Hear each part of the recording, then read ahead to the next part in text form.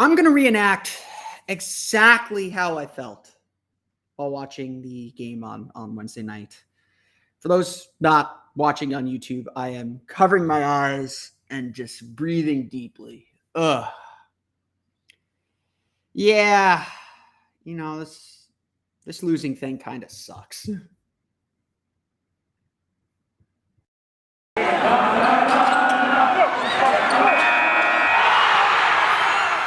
You are Locked On Magic, your daily Orlando Magic podcast, part of the Locked On Podcast Network, your team every day.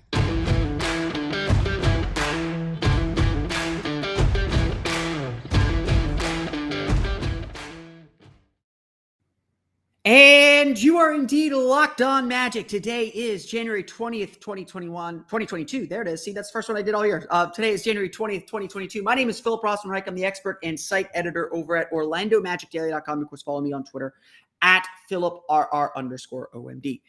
On today's episode of Locked On Magic, we are going to talk about Wednesday's 123-110 loss to the Philadelphia 76ers. Why Joel Embiid's just really good at basketball. I don't know if that's a hot take or not. And why that's just a sign of everything the Orlando Magic are missing. Just a gentle reminder that as much positivity as we might be able to see from this young group, none of it matters without grabbing a guy of Joel Embiid's caliber, to be perfectly honest. We'll talk about all that, plus run through the box score coming up on today's episode. But before we do that, we want to thank you for making Locked On Magic part of your day every day. No matter when you decide to listen to us, whether it's first thing in the morning, whether it's right when we upload, whether it's on your way home from work, at your workout, whatever, we truly appreciate you making Locked On Magic part of your day every day. Remember, you can download us wherever you download podcasts, as well as subscribe to us on YouTube. Today's episode is also brought to you by PrizePicks. Check out PrizePicks.com and use promo code NBA. Or go to your app store and download the app today. PrizePicks is daily fantasy made easy. I'm not going to sit here and pretend the Orlando Magic played a fantastic first half. I got into an argument with someone, a little bit of a troll online who disagreed with me that the Magic did some good things throughout the course of the game, which I do. I do think the Magic did some good things throughout the course of the game because they were leading the game despite playing really poorly for long stretches of the game. You could go back and read my timeline. The offense was kind of stuck in the mud. They weren't moving the ball particularly well. They were obviously giving up a ton of points to Joel Embiid. He had 20 points in the first quarter alone. But Orlando was still kind of hanging around. They were still in the game, and you got to give them credit for that. Again, I'm going to go through all my regular season sayings here over the course of the next 30 minutes, but the NBA regular season is about consistency. What can you do? What can you rely on your worst night? When you don't have X, Y, and Z, what is the one constant that you can rely on that can kind of hold you over, kind of keep you afloat until the things that you are good at start to return to the mean, start doing a whole lot better.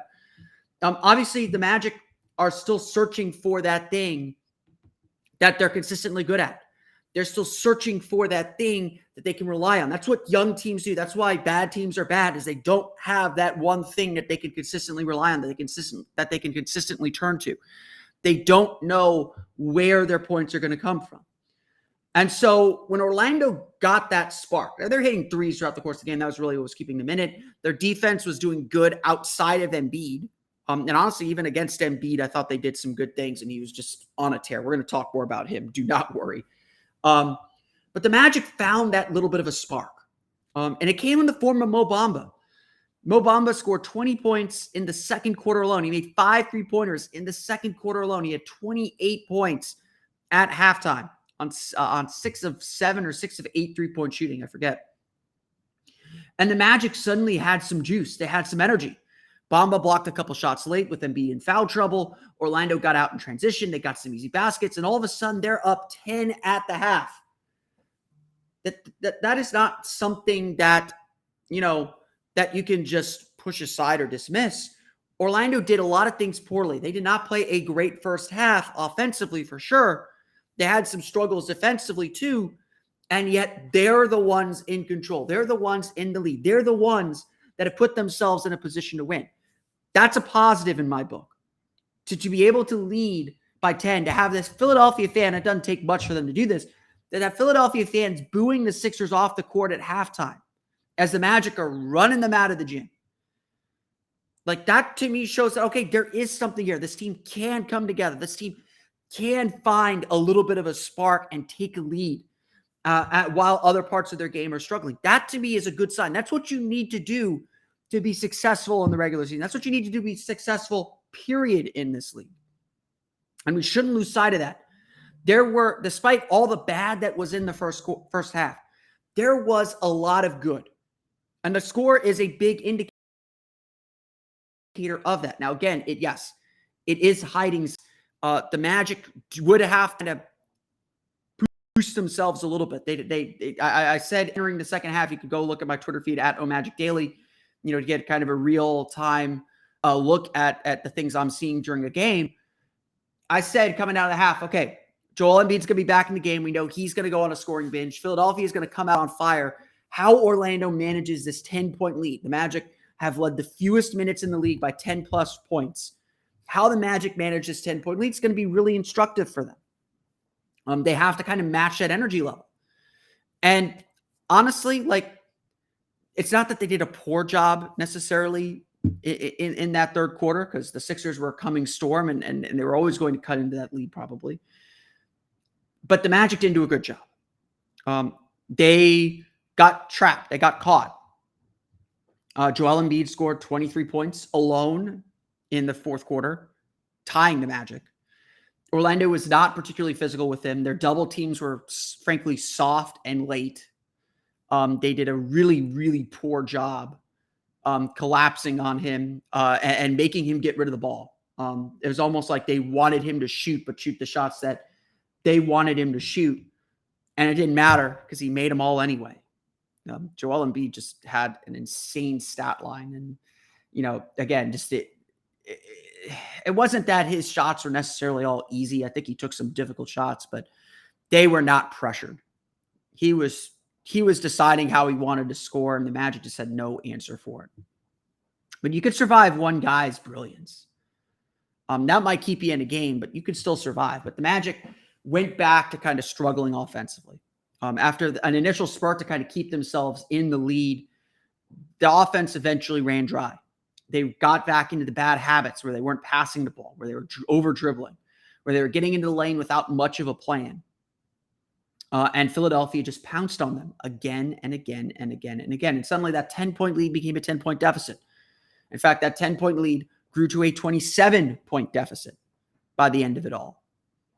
The Sixers outscored the Magic 47-23 in the third quarter. Because not only was Embiid hitting now, everyone else was. And the Magic strategy against the Sixers from the first two games that they played, including in this one, was Embiid's going to get his. We can't let everyone else get going. So when Tyrese Maxey started hitting threes, when Tobias Harris started hitting shots, once Furkan Korkmaz and George Niang started getting going, it was game over. The Magic did not have the firepower to keep things going. And Mo Bamba, who played so well in the second quarter, honestly played just as bad in the second half. He was no longer involved in the offense. The Sixers started switching, and that switching defenses have always given the Magic problems because they do not have a one-on-one score. As much as Cole Anthony wants to think that he is not an efficient. Very few guys are efficient one-on-one scorers, but the Magic do not have a guy that can get them a bucket when they need one. And that's ultimately why their first rebuild failed. That's why this year's kind of been sputtering a lot. The Magic are still struggling to get traction offensively, consistent traction offensively. And when those three-pointers dried up, and it wasn't just that the three-pointers dried up, the three-point attempts dried up too. The Magic were unable to move the ball to get open shots. It was game over. And so, yes, the Sixers built a 27-point lead in true Magic fashion. Orlando chopped that lead down. I think they got it to 10 at one point, but so late in the game that it was irrelevant. And yeah, Joel Embiid came in the fourth quarter for a brief cameo to get to get his 3 points, get to 50, and sit down, tying his career high set last year. The Orlando Magic fall to the Philadelphia 76ers 123-110, and Joel Embiid's masterful performance gives us a reminder about this rebuild that we have to listen to and just remind ourselves as we get through the rest of the season. We'll talk about that coming up here in just a moment. But first, BetOnline would like to wish you a happy new betting year as we continue our march to the playoffs and beyond. BetOnline remains the number one spot for all the best sports wagering action for 2022.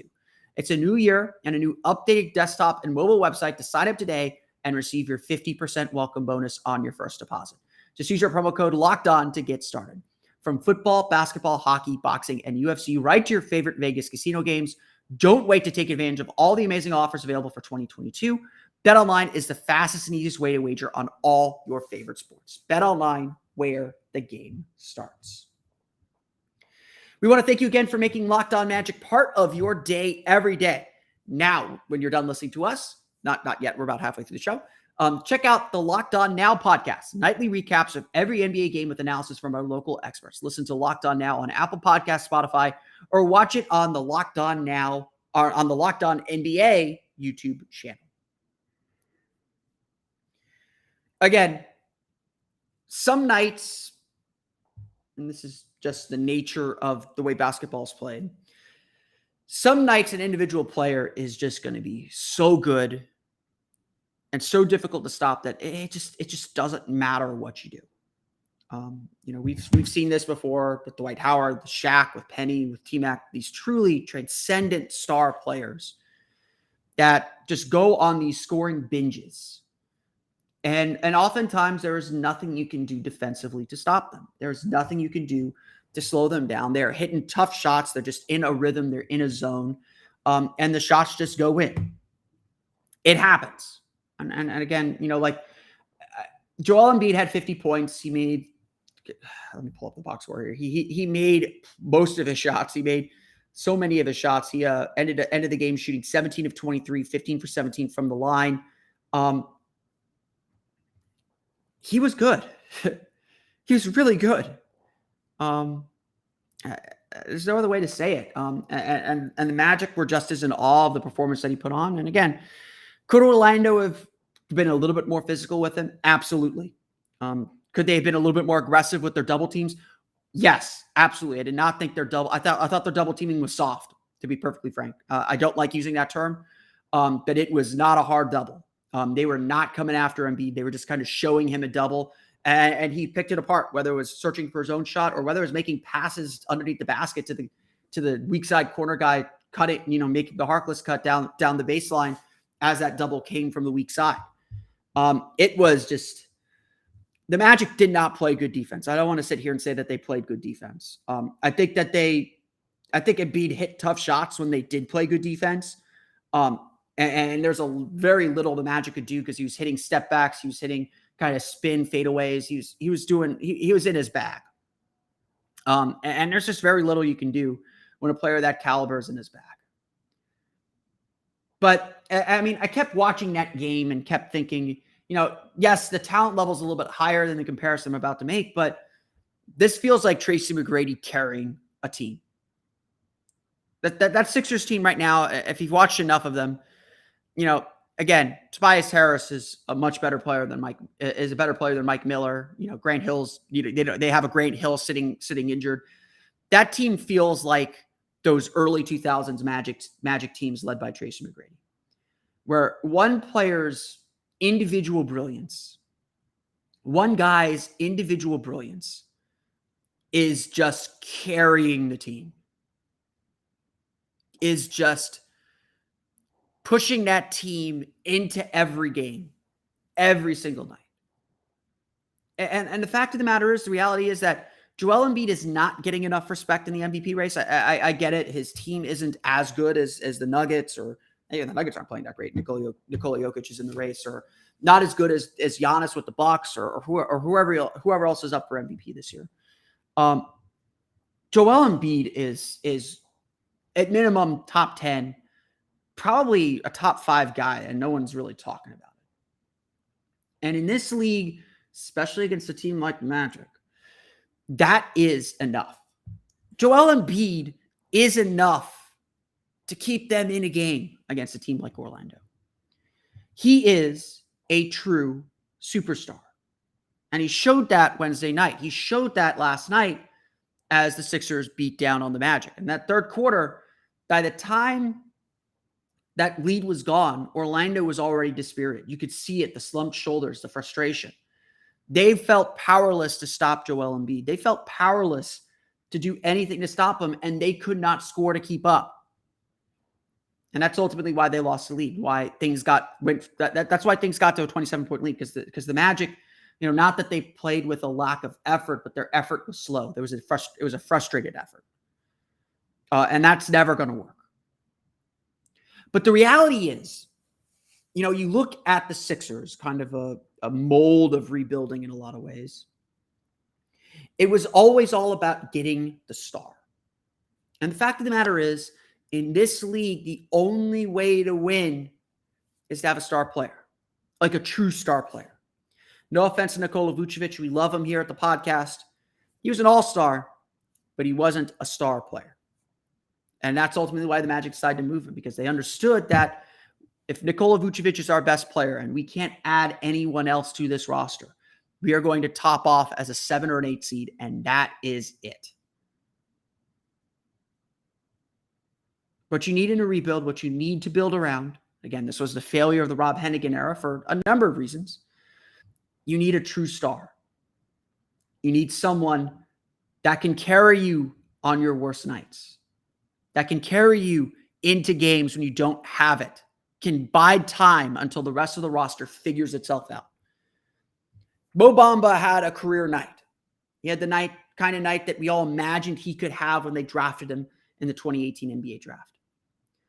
But all of us watching this game understand, or hopefully understand, that this is not going to be a typical night for Mo Bamba. This is not a night where he's not going to be able to carry the team. And certainly in the second half, he wasn't able to. The Magic were barely even able to get him the ball in the second half. Right now, the Magic don't have a star. And as exciting as Cole Anthony's been this year, as exciting as Franz Wagner has been this year, as exciting as we feel that Jalen Suggs can be. And I think the jury is still out on what Suggs can be. I think, it certainly looks like Toronto kind of knew a little bit of what they were doing when they passed on him or decided that he wasn't the right fit for them. And again, I'm not here to be out on Jalen Suggs, but I think his expectations certainly been dropped down a peg a little bit. Again, not that he will be a bad player. I think he's an NBA player. I think he's a great defender, and he showed that last night too. The Magic still need a guy they can dump the ball into and get about and say, "Go get us a basket." A guy that can deliver them on their worst nights. They have some guys that can do it occasionally, but this league is about what can you do every night. They need an every down back. They need a guy who's going to get them 20 every night without blinking. They need a guy who, when the time calls for it, can get them 40. That's what Tracy McGrady was. Dwight Howard was an impactor defensively. Like if the Magic had a bad offensive night, Dwight Howard was going to make sure that they did too. You need guys that can just impact the game. And no rebuild can be successful until you find that guy. In fact, you can't even really begin rebuilding until you find that guy. Until you find that guy that's the center of the universe. That all the other planets, all the other players kind of revolve around. Otherwise, you're just collecting pieces, pieces to a puzzle with no solution. That's where Rob Hennigan went wrong in many ways. The Magic, didn't really understand what they had in Nikola Vucevic. They drafted Victor Oladipo second, and Oladipo became a star in his own right, but certainly injury slowed him down, and the culture and atmosphere the Magic created wasn't conducive to his development, to what he ultimately became. Again, injuries have slowed him down again. They drafted Aaron Gordon fourth. They whiffed on Mario Ezzoni at 5 when they absolutely needed to get those top picks right. Again, it's not that they made bad picks. Victor Oladipo is a 10-year pro in the league. Again, same minus the injuries. Aaron Gordon has carved out a really good role for himself in Denver, a role that the Magic just could not afford to give him or could not put the roster around to give him. Even like guys they acquired early in that rebuild, Tobias Harris. He's a pretty good player, borderline all-star most nights. But again, they never had the star to truly build their team around, to truly know, okay, this is the guy we're going to feature. This is the guy whose skills we need to accentuate, whose weaknesses we need to hide. Did they do that a little bit with Nikola Vucevic toward the end? Sure, absolutely. But a rebuild can't be successful till you find this guy. Some of it's luck. Getting the right pick in the right draft.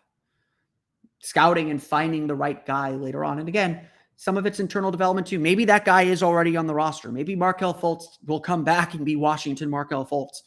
Maybe Jonathan Isaac can be that guy when he returns. Maybe it is Cole Anthony. Maybe Cole Anthony is just going through a bout of youthful inconsistency and he'll be back to the all-star level that he was at earlier in the season. Maybe it is Franz Wagner, who's still discovering parts of his game and working to be more aggressive. Maybe it is Jalen Suggs. Maybe we shouldn't be so quick to lower our expectations on Jalen Suggs. There's at least candidates on this team, but right now, there's no one that's taking the lead. There's no hierarchy to this team. There's no consistent hierarchy to this team. And there is no rebuild without it. The Sixers have Joel Embiid. Wednesday night, that was enough. It'd be nice for the Magic to have a guy that is enough too. We'll go through the final box score for you here in just a moment as I pause so I can remember to put the ad break in. The podcast as the Orlando Magic fall to the Philadelphia 76ers 123-110. Okay, let's go through the final box score for you real fast as the Orlando Magic fall to the Philadelphia 76ers 123-110. Again, just a frustrating performance in a lot of respects, but some good ones that do deserve mentioning. We'll start with Mo Bamba. 32 points, 12 for 15 shooting, 7 for 8 from beyond the arc. Only 4 rebounds, all of them offensive rebounds.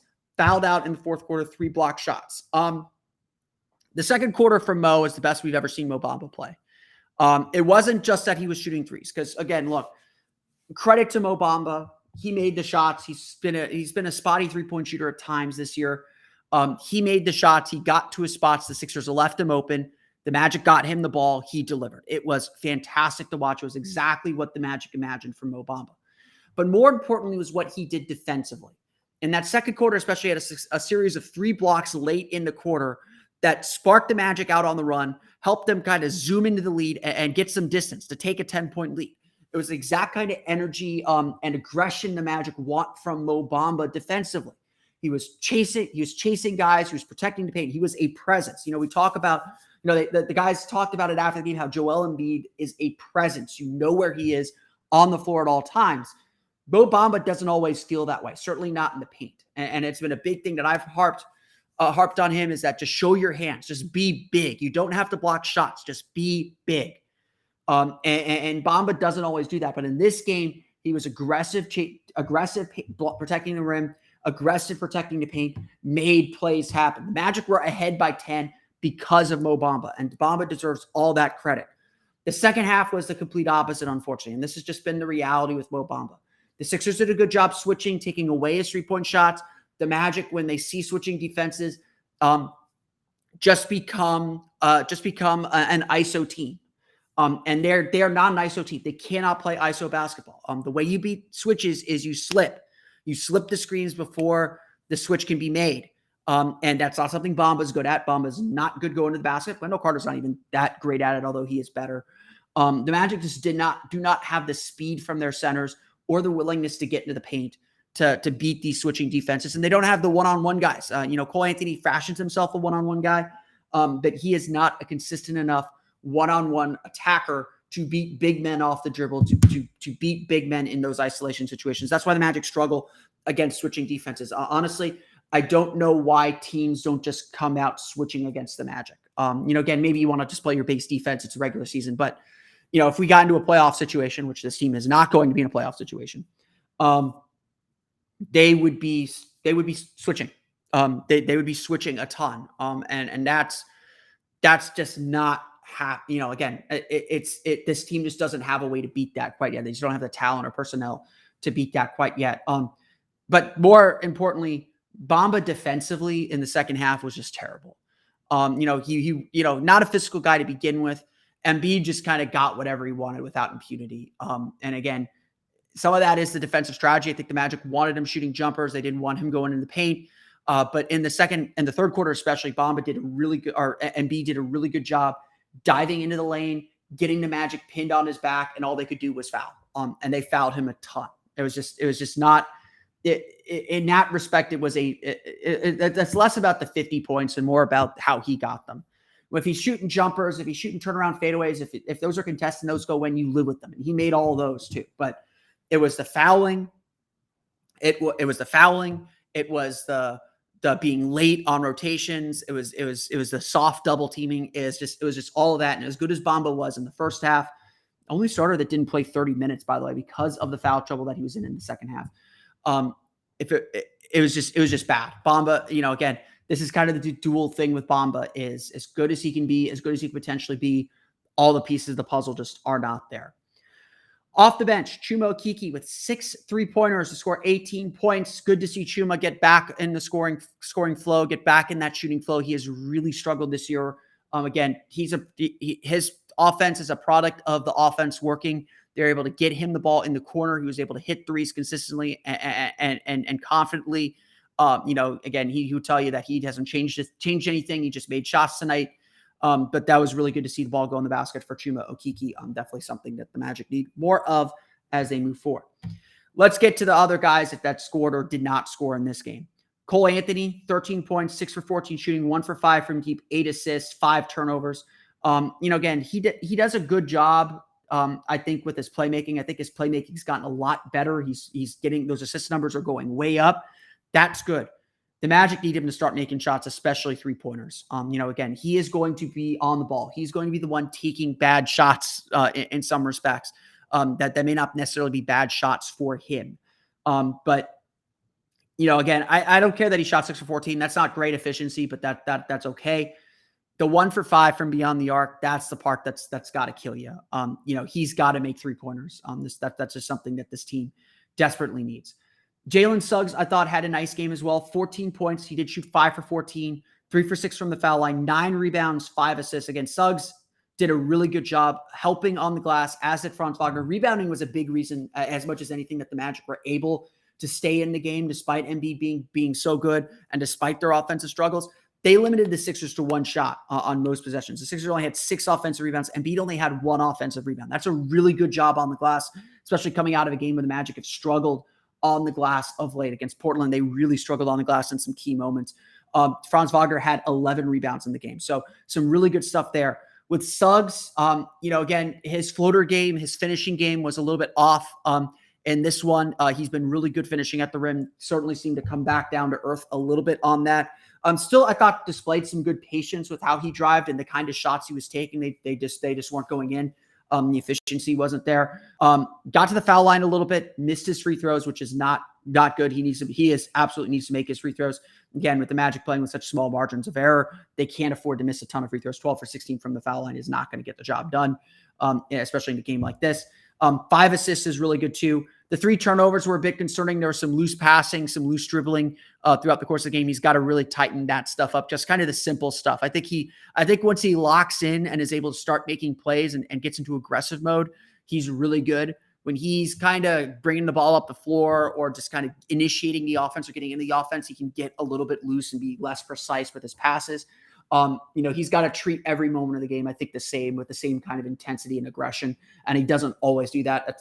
I think that's something of being a rookie. That's something of, being in a system maybe in Gonzaga where you could be a little bit looser because you can out-talent teams. This Magic team ain't out-talenting anybody. Franz Wagner, only 9 points, 3 for 11 shooting, 11 rebounds, like I said, for him. Gary Harris, 5 points, 2 for 7 shooting. Terrence Ross only 2 points, missed all 4 of his shots. He played only 10:54 as he left the game with an injury. Orlando shoots 40 for 90 from the floor, 18 of 35 from deep, a big reason why they're able to stay in the game.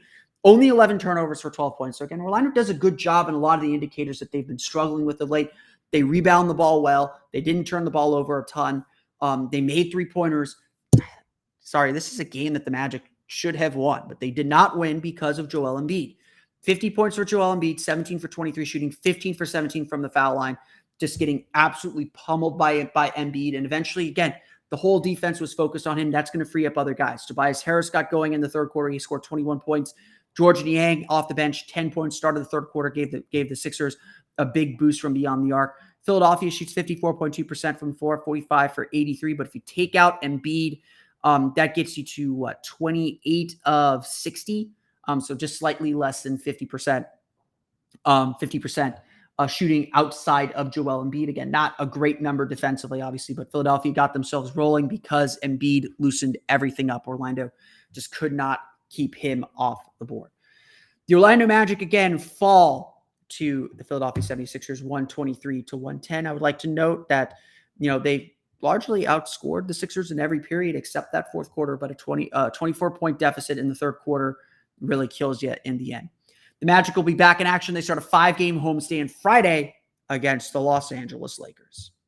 But that's going to do it for me today. I want to thank you all again for listening to today's episode of Locked On Magic. Of course, follow us on Twitter at Locked On Magic. Subscribe to the podcast on Apple Podcasts, Stitcher, TuneIn, Himalaya, Google, Spotify, Odyssey, and all the places to download podcasts to your podcast-enabled listening device. You can follow me on Twitter at PhilipRR_OMD. And of course, for the latest on the Orlando Magic, be sure to check out OrlandoMagicDaily.com. You can follow us there on Twitter at OMagicDaily.